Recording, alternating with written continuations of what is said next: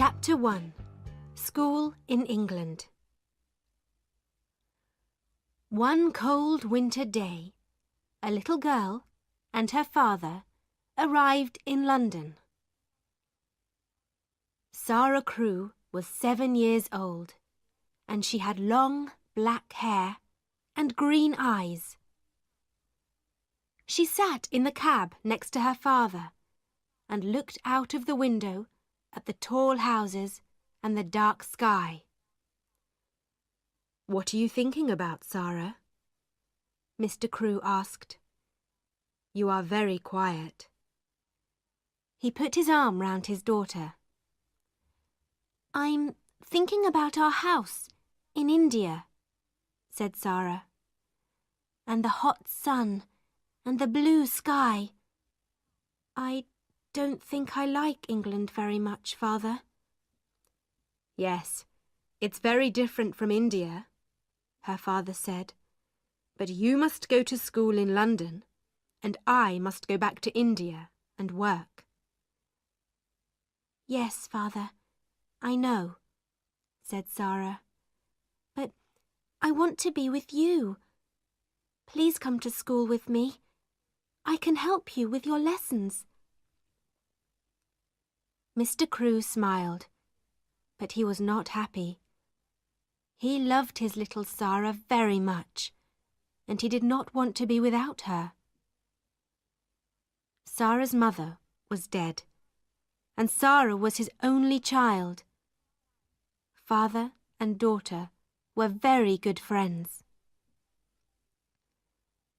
Soon they arrived at Miss Minchin's school for girls and went into the big house. Miss Minchin was a tall woman in a black dress. She looked at Sarah and then gave a very big smile. "What a beautiful child!" she said to Mr. Crewe. Sarah stood quietly and watched Miss Minchin. "Why does she say that?" she thought. "I am not beautiful, so why does she say it?" Sarah was not beautiful, but her father was rich. And Miss Minchin liked girls with rich fathers because it was good for the school, and good for Miss Minchin too. "Sarah is a good girl," Mr. Crewe said to Miss Minchin. "Her mother was French, so she speaks French well. She loves books and she reads all the time, but she must play with the other girls and make new friends too."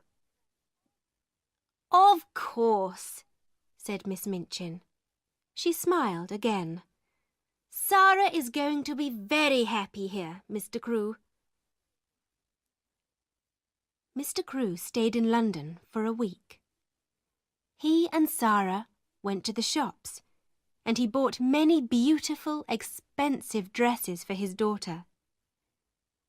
He bought books and flowers for her room, and a big doll with beautiful dresses too. Miss Minchin smiled, but she said to her sister Amelia, "All that money on dresses for a child of 7! She looks like a little princess, not a schoolgirl." When Mr. Crewe left London, he was very sad.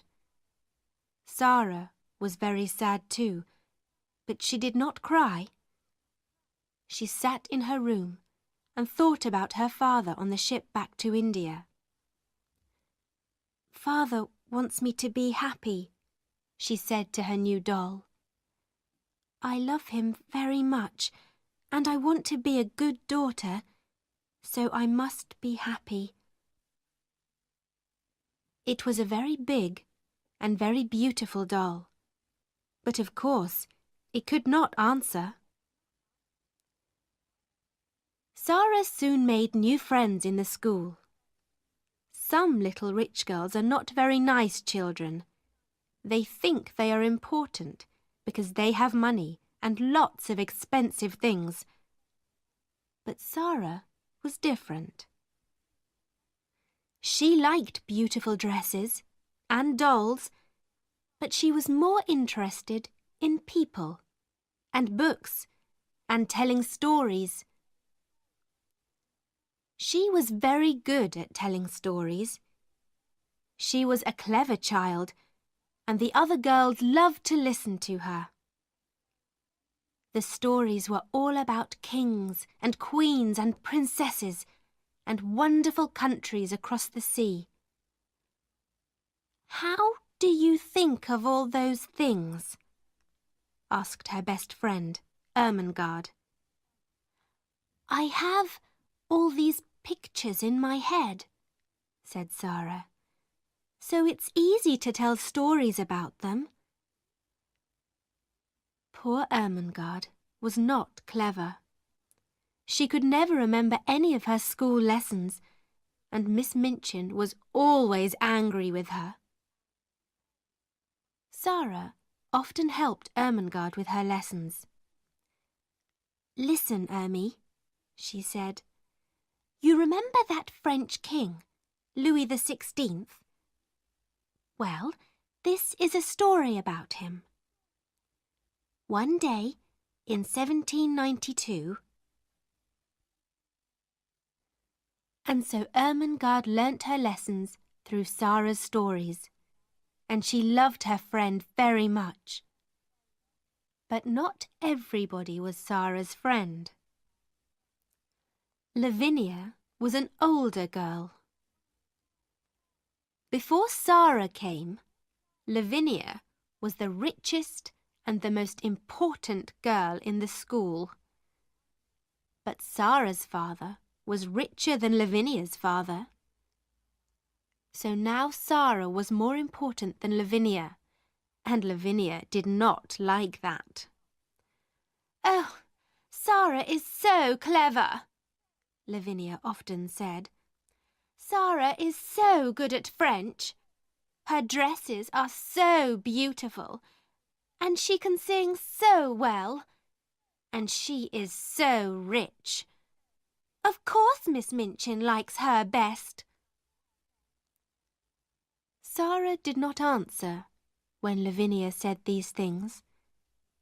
Sometimes it was not easy, but Sarah was a kind, friendly girl, and she did not like to be angry with anyone.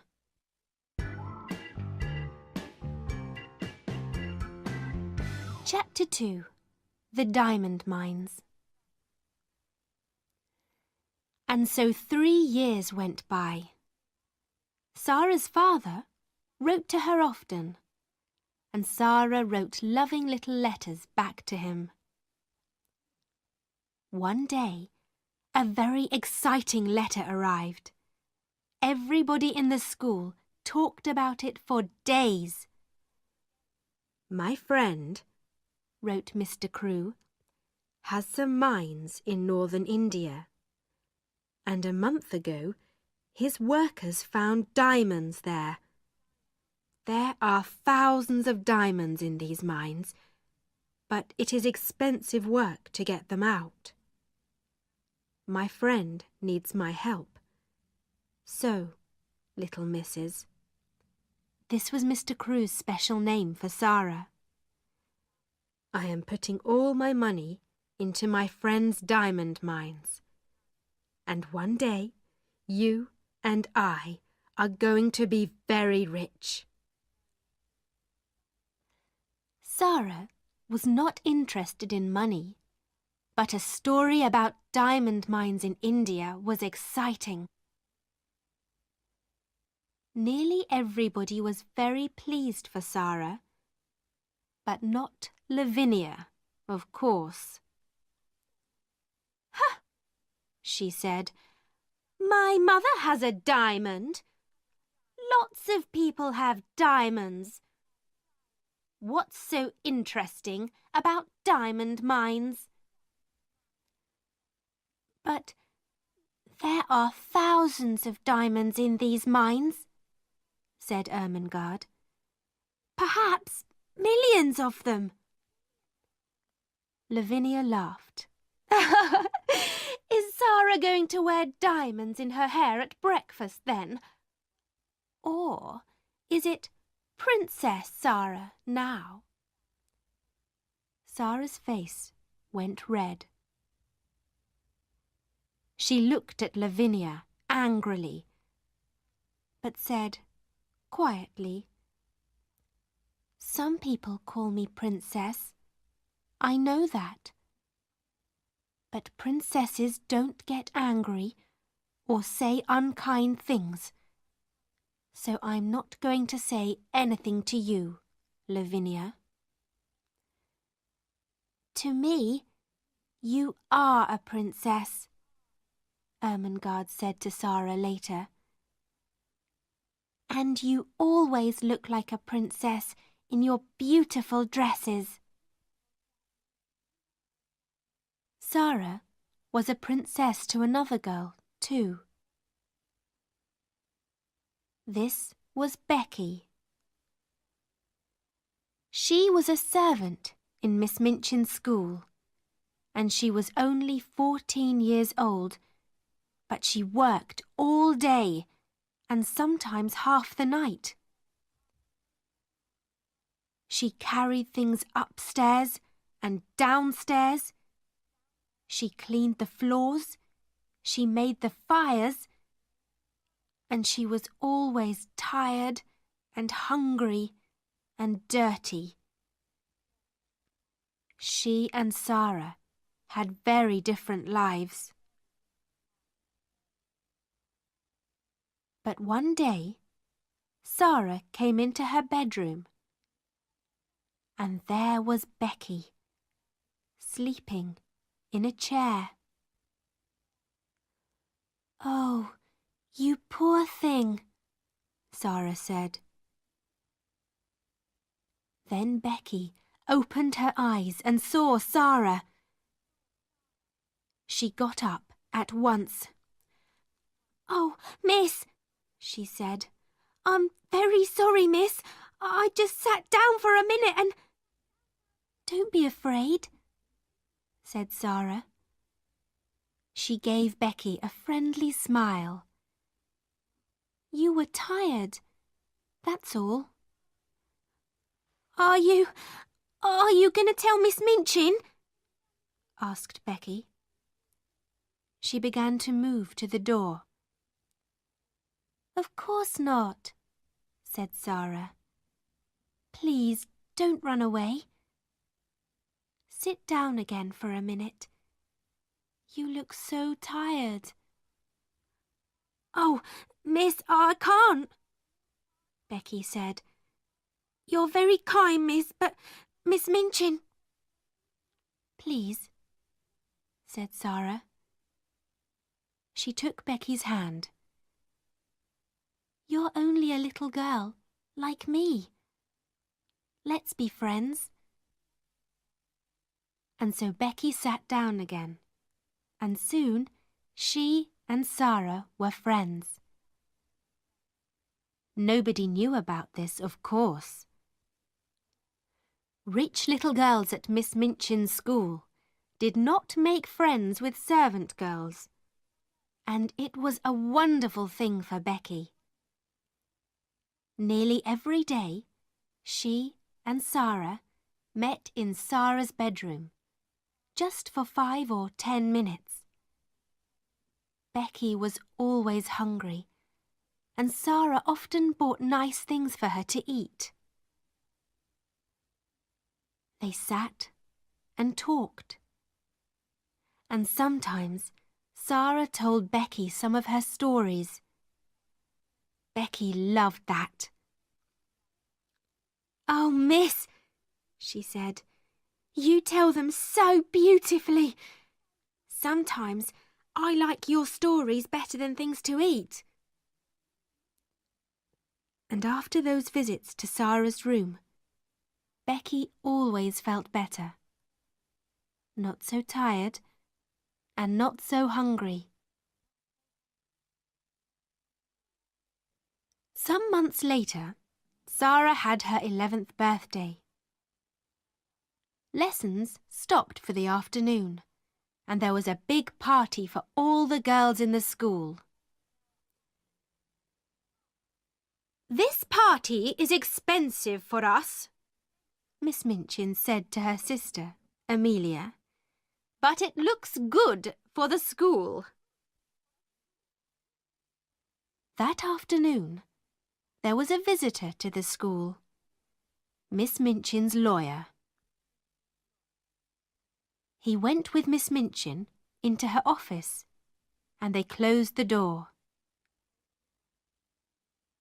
In the schoolroom next door, there was a lot of noise from Sara's party. Everybody in there was very happy. But in the office, Miss Minchin was not happy. She looked at the lawyer angrily. "What are you saying? Mr. Crewe has no money? What about the diamond mines?" "There are no diamond mines," said the lawyer. "Well, there are mines, but there are no diamonds in them." "But Mr. Crewe's good friend," began Miss Minchin. "Mr. Crewe's good friend," said the lawyer, "ran away with all Mr. Crewe's money. Ralph Crewe was ill with a fever, and when he heard about this, he got worse. A week later, he was dead." "Dead?" cried Miss Minchin. "But what about his daughter, Sara, and this expensive birthday party?" "Sara Crewe has no money," said the lawyer. "Not a penny in the world, Miss Minchin. Not a penny." "She must leave my school at once," Miss Minchin said angrily. "She must go this afternoon." "Where?" said the lawyer. "Out into the streets? An 11-year-old girl? That's not going to look very good for your school, Miss Minchin." Miss Minchin's face went red. "You can't put her out in the streets," said the lawyer. He stood up. "But perhaps she can work for you." The lawyer left, and Miss Minchin called her sister Amelia. "Bring Sara Crewe here at once," she said. 2 minutes later, Sara, in her beautiful blue party dress, stood in front of Miss Minchin. "Have you a black dress, Sara?" Miss Minchin said coldly. "Yes, Miss Minchin," said Sara, "but it's very small." "Go and put it on at once," said Miss Minchin. "Your father is dead. There were no diamond mines, and your father's friend ran away with all his money. You have nothing. Not a penny. But I am going to be very kind to you. You can stay in my house, but now you must be a servant and work for your bread. You can sleep in a servant's room, upstairs, next to Becky's room."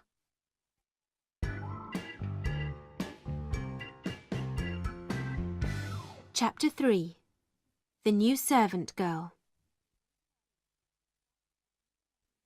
That evening, in the little attic room, Sara sat on the bed in her old black dress.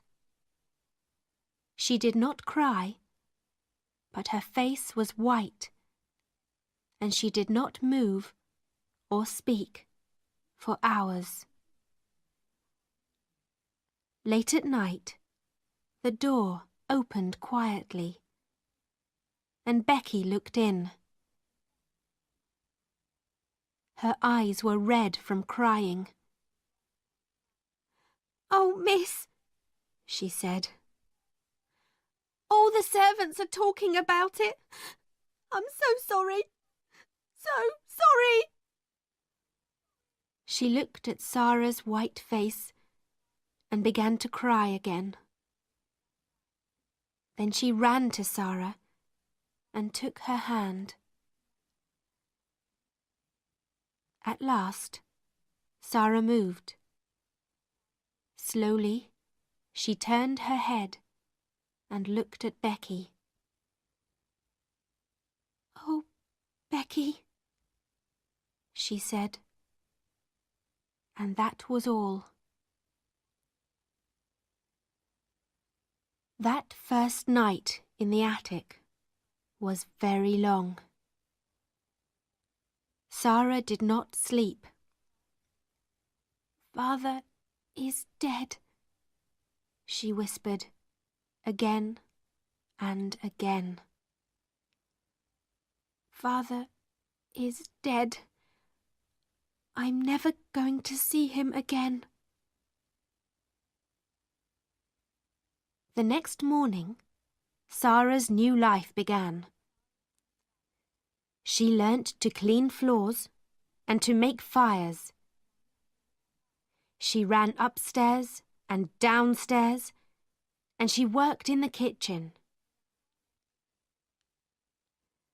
The cook was a big woman with a red, angry face.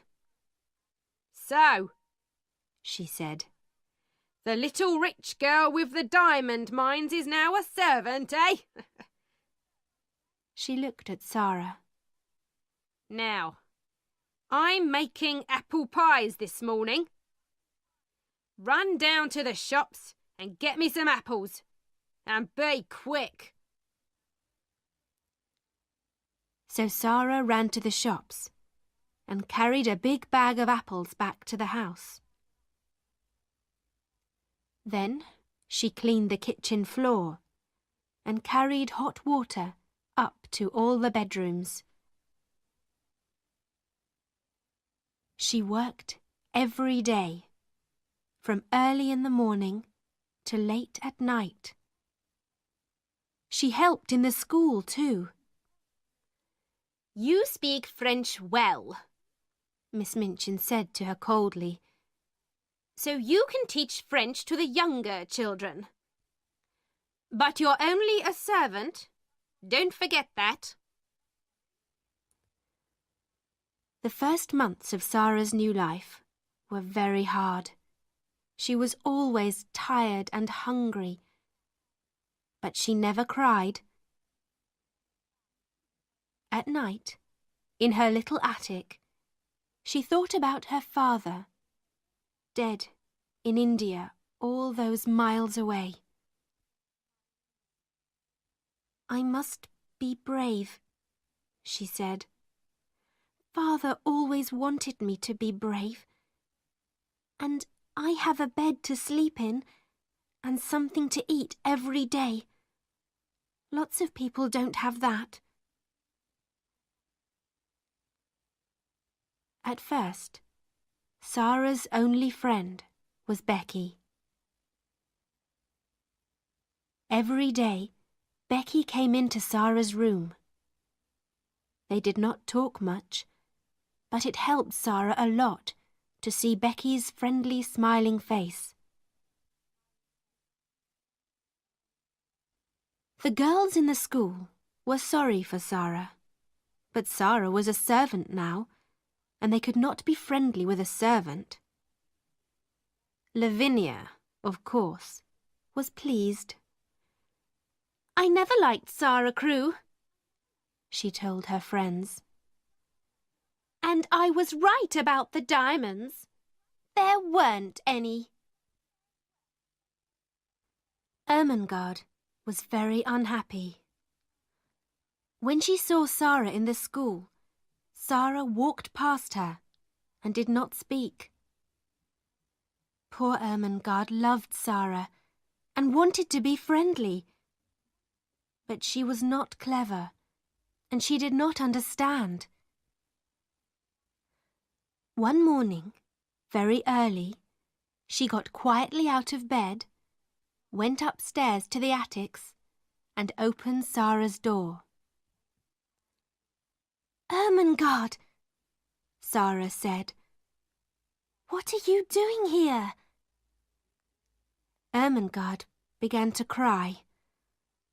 "Oh, Sarah, please tell me, what is the matter? Why don't you like me now?"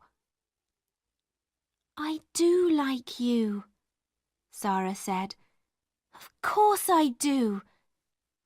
But, you see, everything is different now. Miss Minchin doesn't want me to talk to the girls. Most of them don't want to talk to me. And I thought perhaps you didn't want to." "But I'm your friend!" cried Ermengarde. "I'm always going to be your friend, and nobody can stop me." Sarah took Ermengarde's hands. She suddenly felt very happy. Perhaps she cried a little too. Who can say? There was only one chair, so the two friends sat on the bed. Ermengarde looked round the attic. "Oh, Sarah, how can you live in this room? It's so cold and dirty." "It's not so bad," said Sarah. "And I've got lots of friends. There's Becky in the next room, and come and see." She moved the table under the window, and then she and Ermengarde stood on it and looked out of the window over the roofs of the houses. In her pocket, Sarah had some small pieces of bread. She put her hand out of the window with the bread on it. "Watch," she said. After a minute, a little brown bird flew down to Sarah's hand and began to eat the bread. Then a second bird came, and a third, and a fourth. "Oh, Sarah, how wonderful!" said Ermengarde. "They know I'm their friend," said Sarah, "so they're not afraid. Sometimes they come into the room too." Ermengarde looked across the roof to the next attic window. "Who lives in that house?" she asked. "Nobody," said Sarah sadly. "So I never see anybody at that window, and I can only talk to the birds." But one night, 2 or 3 weeks later, Becky came into Sarah's room. She was very excited. "Oh, miss," she said, "an Indian gentleman is moving into the house next door. Well, he's English, but he lived in India for years and years. And now he's going to live next door. He's very rich, and he's ill. Something bad happened to him, but I don't know what." Sarah laughed. "How do you know all this?" she said. "Well, miss, you know the Carmichael family across the street?" Becky said. "I'm friendly with their kitchen girl, and she told me. Mr. Carmichael is the Indian gentleman's lawyer, so they know all about him."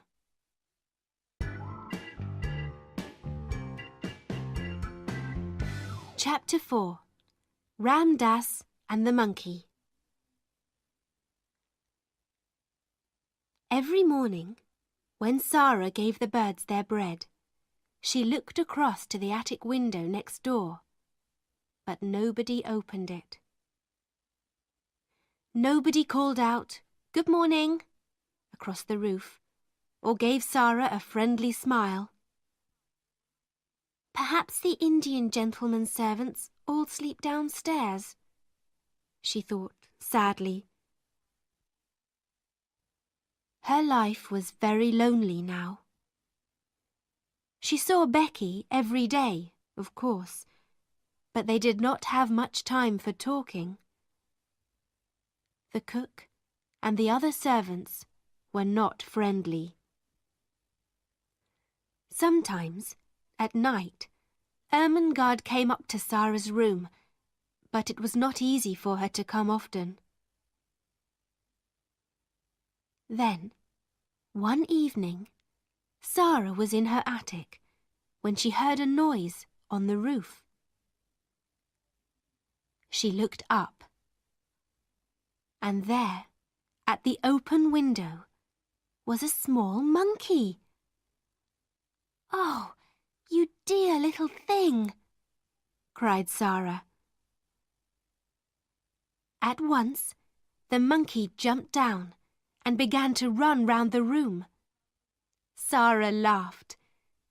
She got up on the table and looked out of her window, and at the next window she saw a face. The smiling face of an Indian Lascar. "Oh!" cried Sarah. "Have you got a monkey? He's in my room." The Lascar's name was Ram Dass. And yes, it was his monkey. He gave Sarah a big smile. "I'm so sorry," he said. "Can I come and get him?" "Oh, yes, please," said Sarah. "I think he's afraid of me, and he runs so fast. But can you get across the roof?" Yes, Ram Dass could. And a minute later, he was in Sarah's room. Soon, the monkey jumped into his arms, and Ram Dass thanked Sarah again and again. Then he went away, across the roof, back into the house next door. Sarah went to the shops 5 or 6 times a day, and when she walked past the house next door, she often thought about the Indian gentleman. She felt sorry for him. He had no wife or family, and the doctor visited the house every day. Mr. Carmichael, the lawyer, often visited too, and sometimes the Carmichael children went with him. Sarah was pleased about that. "It's nice to see friendly faces when you are ill," she thought. The Indian gentleman thought that too. He liked children very much, but he was a very unhappy man. Mr. Carmichael was his friend, and he talked to him a lot. But they talked about only one thing. "I must find the child," said the Indian gentleman. His name was Mr. Carrisford. "I must find her and take care of her. But where is she? Here I am, with all this money from the diamond mines, and half of it is Ralph Crewe's money. Oh, Carmichael, why did I leave my friend and run away when things looked bad? Why?" "You ran away because you were ill with a fever," said Mr. Carmichael. "It nearly killed you, remember?" "And it did kill poor Ralph," said Mr. Carrisford. "He put all his money into the mines because I was his friend. But at first we didn't find any diamonds, and all Ralph's money was gone. I was afraid to tell him, so I ran away. And later, when we did find diamonds, Ralph was dead." He laughed angrily. "What a brave friend I was!" "It's not easy to be brave," Mr. Carmichael said quietly, "when you're ill with a fever." Mr. Carrisford looked into the fire.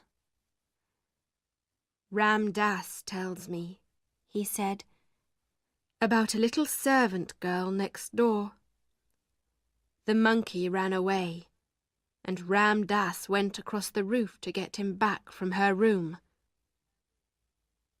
The poor child sleeps in a cold, dirty attic and works about 16 hours a day. Is Ralph's daughter living like that? I can't stop thinking about it." "We're going to find her one day," said Mr. Carmichael. "But how?" said Mr. Carrisford. He put his head in his hands. "I never saw her. I don't know her name.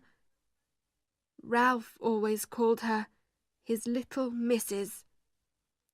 We talked all the time about the mines. He never told me the name of her school. Her mother was French. So did he take her to a school in France? Or was it in England?" "Well, we know there was a child at a school in Paris," said Mr. Carmichael, "with the name of Carew or Crewe. Her father died suddenly, and a Russian family took her away with them, because she was a friend of their daughter. Perhaps this girl is Ralph Crew's child. Next week, I'm going to Moscow to look for her."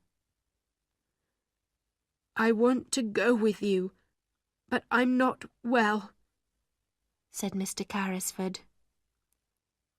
"I must find her, Carmichael. I must. Every night in my dreams I see Ralph Crew's face, and he says, 'Tom, Tom, where is my little missus?' And I have no answer for him." Mr. Carrisford took his friend's hand. "Help me to find her. Help me."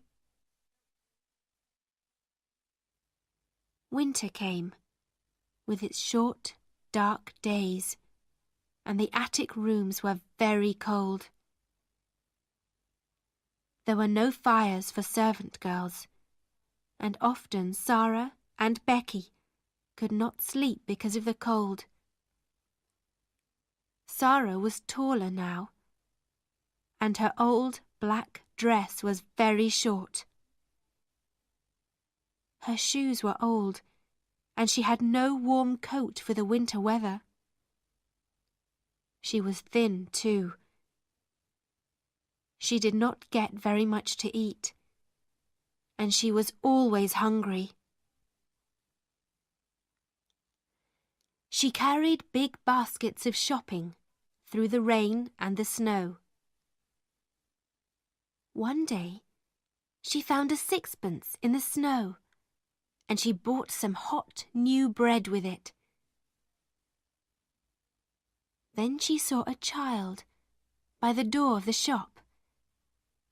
The child had no shoes and no coat, and her thin face was blue with cold. She is hungrier than I am, thought Sarah,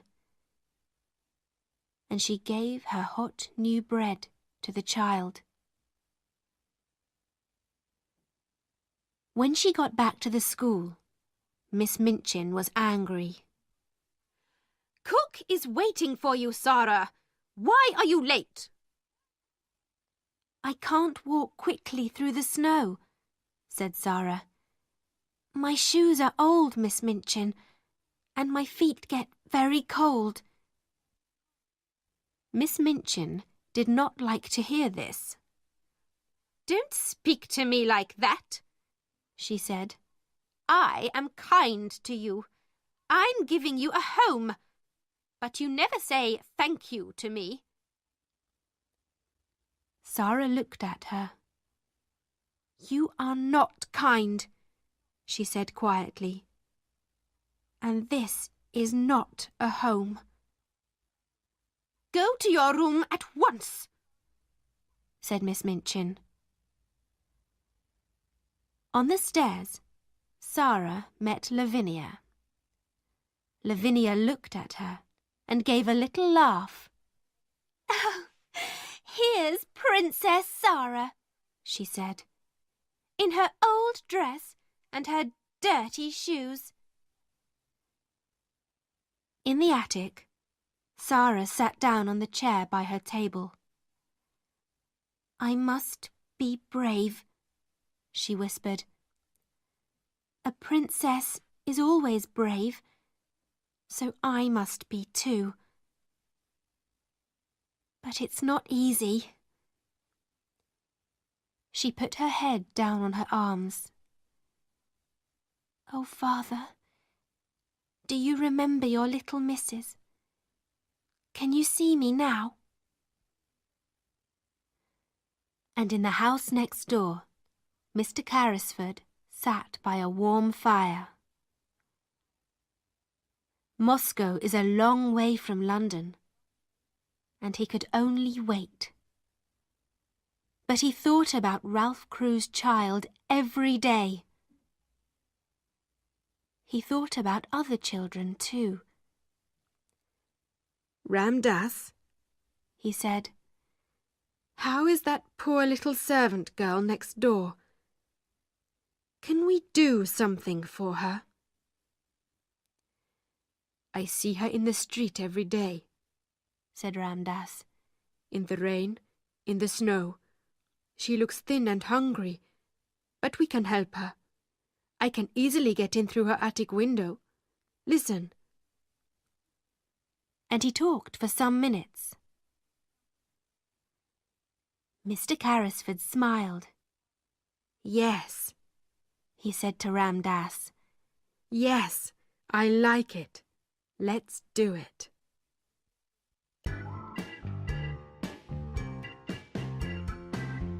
Chapter 5. The Magic. One night, a week later, Ermengarde got quietly out of bed and went upstairs to the attic. Sarah was not there, so Ermengarde sat on the bed and waited. At 10 o'clock, Sarah came slowly up the stairs and into the room. Ermengarde looked at her. "Oh, Sarah," she cried, "are you ill? Your face is white, and you look so tired." "It was a hard day, Ermy," said Sarah. She sat down. Miss Minchin was angry with Cook. Then Cook was angry with us. Becky and I had no dinner and no tea. "Does that happen often?" said Ermengarde, unhappily. "You never told me. Are you hungry now?" Sarah looked at her. "Yes," she whispered. "Yes, I am," I would like to eat that table. I would like to eat you.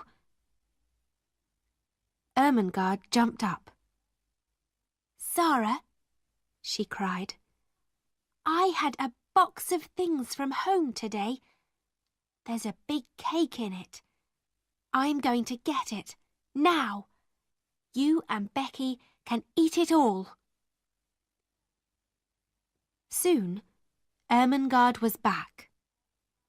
The three girls sat on Sarah's bed, and there were some happy smiles when Ermengarde opened her box and took out the cake.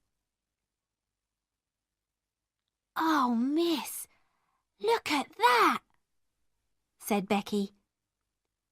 You are kind, Ermy, said Sarah. She laughed.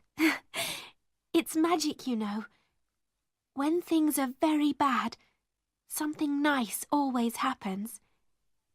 Here we are, having a party.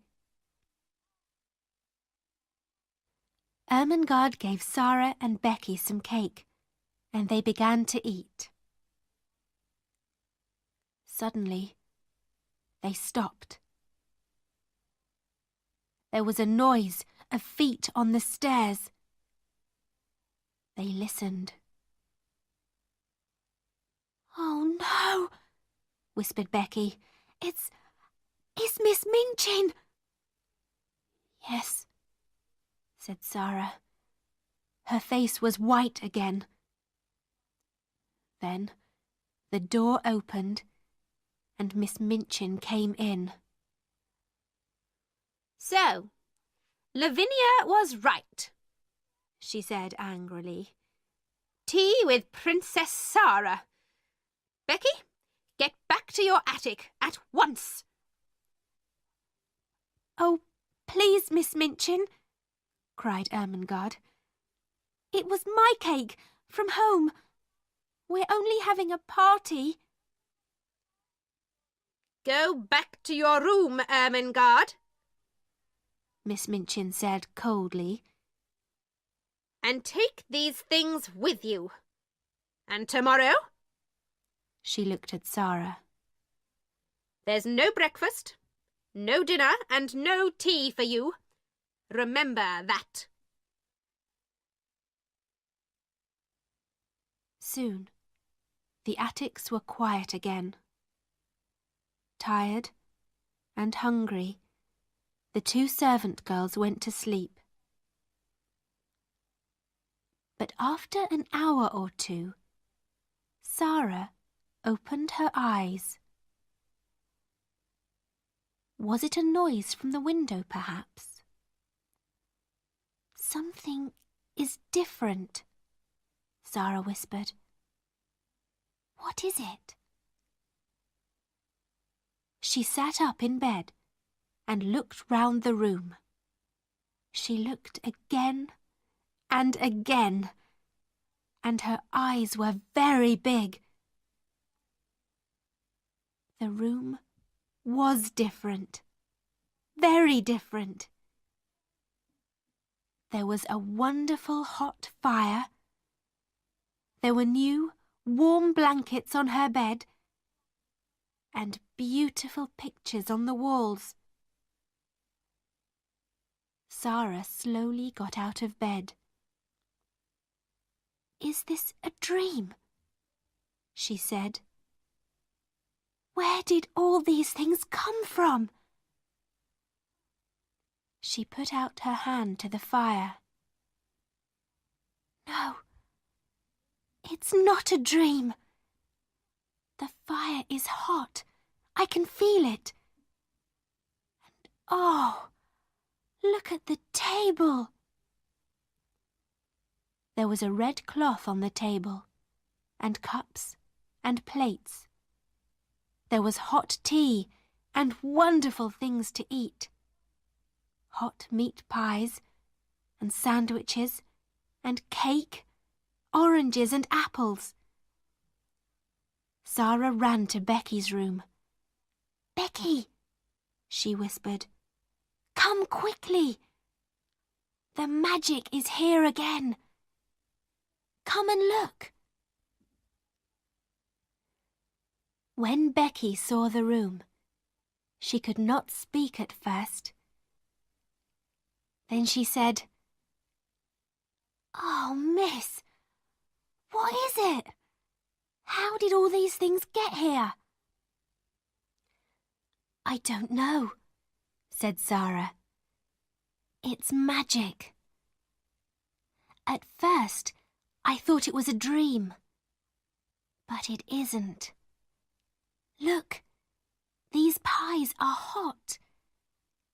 Let's eat them. Hot meat pies aren't a dream." They sat down by the fire and ate and drank. "Oh, those pies were good, miss," Becky said. "And the tea and the cake. I don't understand magic, but I like it." Sarah looked round the room. "Oh, Becky, look! There are some books too. I didn't see them before." She ran to look at them and opened the top book. "There's some writing here. Listen, it says, 'To the little girl in the attic, from a friend.' Oh, Becky." Sarah closed the book and looked up. "I have a friend, Becky," she said slowly. "Someone is my friend." The next morning, Becky met Sarah in the kitchen. "Oh, miss," she whispered, "was the magic there this morning, or did it go away in the night?" "No, it's still there," Sarah whispered back. "I ate some cold meat pie for breakfast, and the fire was still warm." Becky laughed happily. Oh my, she said. Miss Minchin could not understand it. When Sarah came into the schoolroom, she looked happy and well. Miss Minchin wanted to see a white, unhappy face and eyes red from crying. "How can that child smile?" she thought angrily. But of course, she did not know about the magic. And the magic did not go away. Every evening, when Sarah went up to bed, she found new things in the attic. There were more warm blankets for her and for Becky. There were pictures on the walls. There were books, new shoes, and a winter coat. And best of all, there was always a fire and a wonderful hot dinner on the table. "But where does it all come from?" Becky said one night when they sat by the fire. "Who does it, miss?"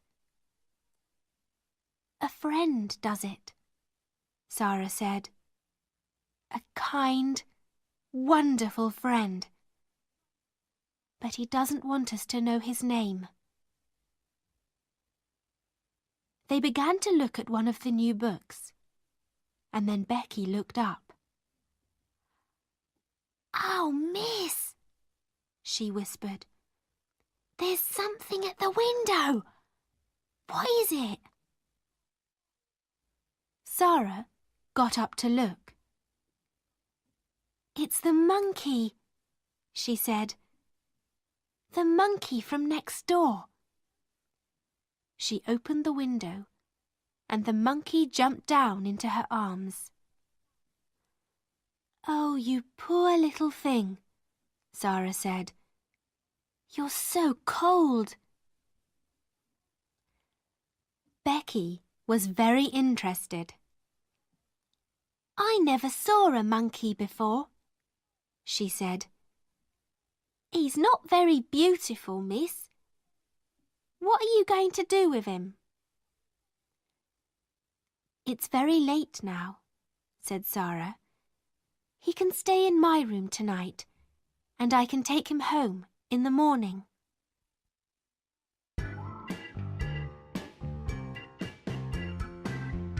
Chapter 6. Lost and Found. The next morning, the first visitor to the house next door was Mr. Carmichael, back from Russia. But when he came into the house, his face was sad. Mr. Carrisford knew the answer at once. You didn't find her, he said. I found her, Mr. Carmichael said, but it was the wrong girl. Her name is Emily Carew, and she's much younger than Ralph Carew's daughter. I'm very sorry. We must begin again, said Mr. Carrisford, unhappily. But where? It's 2 years now. 2 years. Well, she isn't at a school in Paris. We know that, Mr. Carmichael said. Let's look at the schools in England now. Yes, said Mr. Carrisford. Yes, we can begin in London. There's a school next door, Carmichael. Perhaps it was the magic again. But at that moment, Ram Dass came quietly into the room. The little servant girl from the attic is here, he said to Mr. Carrisford. With the monkey. He ran away again last night to her room. Would you like to see her? Yes, said Mr. Carrisford. Yes, I would. Bring her in. And so Sarah came into the room and stood in front of the Indian gentleman. She smiled at him. Your monkey came to my room last night, she said, and I took him in because it was so cold. Mr. Carrisford watched her face with interest.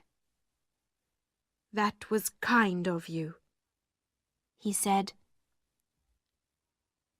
Sarah looked at Ram Dass by the door. Shall I give him to the Lascar? She asked. How do you know he is a Lascar? Said Mr. Carrisford. Oh, I know Lascars, Sarah said. I was born in India. Mr. Carrisford sat up suddenly. In India? He said. But you're a servant at the school next door. Yes, I am now, said Sarah. But I wasn't at first. The Indian gentleman looked at Mr. Carmichael, and then Mr. Carmichael looked at Sarah. What do you mean by at first, child? He asked. When father first took me to the school. Where is your father? Said Mr. Carmichael. He died, said Sarah, very quietly. His friend ran away with all his money, and there was no money for me. There was nobody to take care of me, so Miss Minchin put me in the attic and said I must work for my bread. The Indian gentleman moved in his chair. What was your father's name? He said. Tell me. Sarah looked at him sadly. Ralph Crewe, she said. He died in India from a fever 2 years ago. Mr. Carrisford's face went very white. Carmichael, he whispered. It is the child. The child. That was an exciting day for many people. At first, poor Sarah did not understand. But Mr. Carmichael talked to her quietly and told her everything. The true story about her father's friend and the diamond mines, and the 2 years of looking for Ralph Crewe's daughter. And all the time, she said later to Mr. Carrisford, when they sat by his fire, I was in the house next door. Tom Carrisford took her hand. Yes, he said, and you're never going back there. Your home is with me now. I'm going to take care of Ralph's little missus. Sarah laughed happily. And you were the friend too. All those beautiful things in my attic came from you. You and Ram Dass. Becky and I thought it was magic. The Indian gentleman smiled at her. We were sorry for you, he said. Ram Dass can move very quietly, and he carried the things across the roof when you were out. I couldn't find Ralph's daughter, but I wanted to help somebody. And then Ram Dass told me about this sad, lonely little servant girl in the attic next door. And so the story ended happily for everybody, but not for Miss Minchin. Sarah was very rich now, and Miss Minchin wanted her to come back to the school. She came to see Mr. Carrisford, but he said some very angry things to her, and she went away with a red face. Becky came to live in Mr. Carrisford's house too. She was Sarah's servant, and she was very happy. She had a warm room, nice dresses, and good things to eat every day, and she loved Sarah very much. Ermengarde often came to visit Sarah, and Sarah helped her with her school lessons again.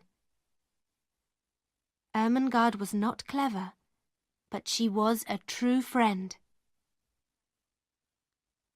On that first day, in the Indian gentleman's house, Sarah wrote a letter to her, and Ermengarde carried the letter into the schoolroom.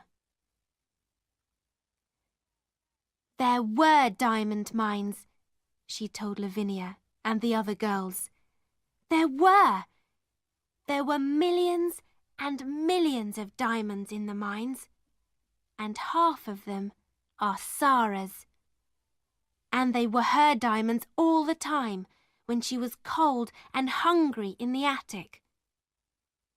And she was a princess then, and she's a princess now.